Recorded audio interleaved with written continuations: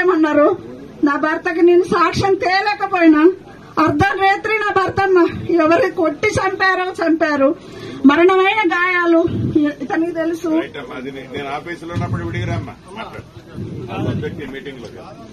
అయితే ఒక్కసారి దయచేసి ఆలోచించండి నాయకులందరూ, నేను చెప్పేది ఒక్కసారి దయతో ఆలోచించండి. నా సమస్యలు తీర్చండి. నాకు రైతు బంధు రాలేదు, మా ఆయన పేరు మీద భూమి కూడా ఉందండి. రైతు బంధు రాలేదు, నన్ను ఒక్కరు ఆదరించిన వాళ్ళు లేరు. నాకు ఏమైనా కూడా సీఎం ఫండ్ కాగితాలు కూడా వెనక్కి వచ్చినాయి, అవి రాలేదు. నాకు న్యాయం జరగలేదు. నాకు న్యాయం కావాలని మనవి చేసి కోరుకుంటున్నాను. దయచేసి నాకు న్యాయం జరిపించండి కొక్కిరేణి గ్రామంలో.